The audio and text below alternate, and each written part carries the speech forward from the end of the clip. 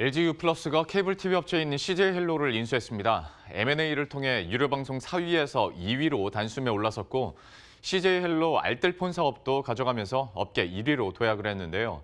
유료방송 시장이 KT와 SK 브로드밴드, LGU 플러스 등 통신사 중심으로 빠르게 재편되고 있습니다. 자세한 내용은 취재기자와 함께 이야기 나눠보도록 하겠습니다. 이명재 기자 나와 있습니다. 먼저 이번에 정부의 M&A 심사 결과부터 한번 정리해 볼까요? 네, 주무부처인 과학기술정보통신부가 LGU 플러스의 CJ헬로 인수를 최종 승인했습니다. LGU 플러스가 1위 케이블 업체인 TV 업체인 CJ헬로 인수를 통해서 유료방송 4위에서 2위까지 오른 데 이어서 말 많던 이 CJ헬로 알뜰폰 사업도 결국 가져가게 됐는데요. 과기정통부는 M&A 검토 결과 경쟁 저해 등의 정도가 인가를 불허할 정도로 크지 않다. 그래서 인수를 허용하기로 하되 여러 가지 조건을 붙이기로 했습니다.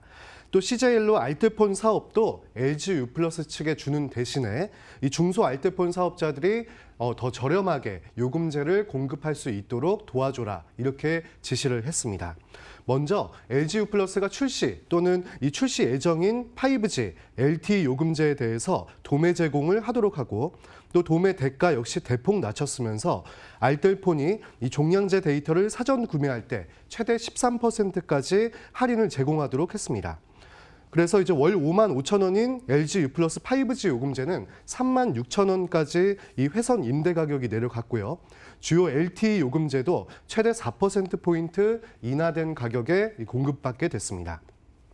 또 이제 방송 분야의 경우에는 PP 프로그램 사용료, 또 홈쇼핑 송출 수수료 이런 협상 과정에서 통신사가 부당하게 영향력을 행사하지 못하도록 이 PP에게 주는 대가, 또 채널 번호를 협상할 때 이 LGU 플러스, CJ헬로 양사가 별도로 이 협상을 진행하도록 하고 매년 PP 사용료와 홈쇼핑 수수료 규모, 증가율 이런 세부 내용들을 공개하도록 이제 지시를 했습니다.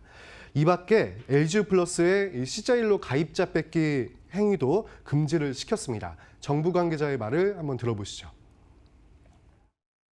CJ헬로 이동통신 가입자가 LGU 플러스로 전환하도록 부당하게 강요 유인하거나 지원금을 부당하게 차별적으로 지급하는 행위 등을 금지하도록 하였습니다. 참 이런 흐름들을 보면 확실히 이제 유료방송 시장의 IPTV 중심으로 이제 돌아가고 있는데 이런 판도 변화들 한번 정리해 볼까요? 네, IPTV 가입자가 이제 계속 크게 늘고 있고 반면에 케이블 TV 이용객들은 이제 줄고 있는 그런 추세입니다. 그래서 KT와 SK 브로드밴드, LGU 플러스 등 이 IPTV 3사가 이제 시장 상위권을 완전히 독식을 했고요. 지난 2017년에 처음으로 IPTV와 케이블 TV 가입자 수 간 격차가 이제 역전 현상이 발생을 했는데 그 이후에 계속 심화가 됐고 올 들어서 이 격차는 268만 명까지 확대가 됐습니다. 사업자별로 보면은 KT가 이제 21%의 시장 점유율로 인해서 1위를 유지를 한 가운데 SK 브로드밴드가 14%로 2위를 이제 기록을 했고요. LGU 플러스와 CJ헬로가 각각 바뀌었습니다. 12.44%, 12.28%로 3위와 4위를 기록을 했습니다.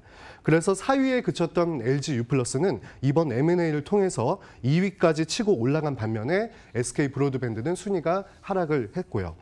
SK 브로드밴드와 T브로드 합병 심사가 이제 마무리 단계에 있는데 내년에 이제 승인이 날 것으로 예상이 되고 있고 또 향후에 케이블 TV 추가 인수에도 들어갈 것이라는 그런 얘기들이 나오고 있습니다.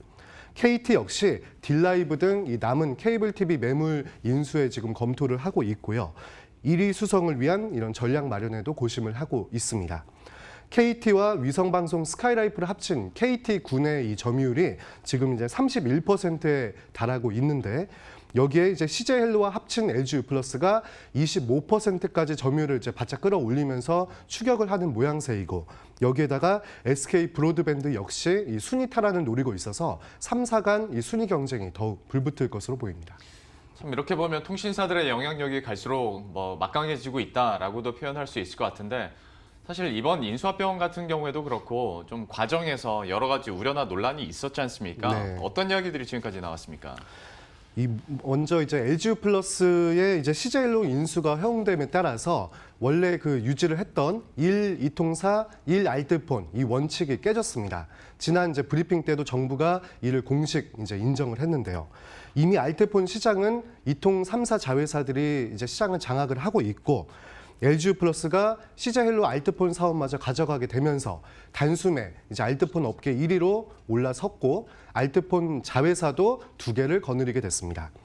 몸집 불리기를 통해서 이통 자회사 간의 경쟁을 부추길 뿐만 아니라 또 여기에다가 시중 은행들까지 알뜰폰 사업에 이제 뛰어들게 됨에 따라서 앞으로 이제 대기업 간 싸움에 영세, 중소 알뜰폰 업체들은 점점 이제 설 자리를 잃게 됐고요. 인가 조건에 따라서 LGU 플러스가 알뜰폰 사업자들에게 망도매 대가를 이제 인하를 하기로 했지만은 자금 여력이 부족한 이제 중소 알뜰폰 업체들 입장에서는 과연 이 5G 고가 요금제를 만들 여력이 있을지 또 상품을 내놓는다 하더라도 얼마나 효과가 있을지는 이제 의문입니다. 이 밖에 이제 일자리 안정 그리고 지역성 강화 부문에 있어서도 소홀히 했다는 지적이 나오고 있는데요. 정부가 이제 LGU 플러스의 그런 이제 CJ헬로 협력 업체에 대한 계약을 3년 동안 유지를 해라. 그리고 고용 안정, 복지 향상을 위한 구체적인 이행 계획을 제출하라고 지시를 했는데 이에 대해서 CJ헬로 노조 측은 이는 고용 유지가 아니라 하청 구조를 유지하는 조건이다. 그리고 직접 고용을 회피하기 위한 그런 수단에 불과하다. 이렇게 지적을 또 했습니다. 또 이 밖에 LGU 플러스가 밝힌 이 지역 채널 투자 금액도 5년간 490억 원 증액에 그칠 만큼 매우 적은 데다가 케이블 TV 업체들과의 협업 사업 그리고 상생 방안 역시 뚜렷하게 보이지 않는다는 점에서 깜깜이식 심사라는 비판이 제기되고 있습니다. 예. 지금까지 이명재 기자와 함께했습니다. 잘 들었습니다. 네.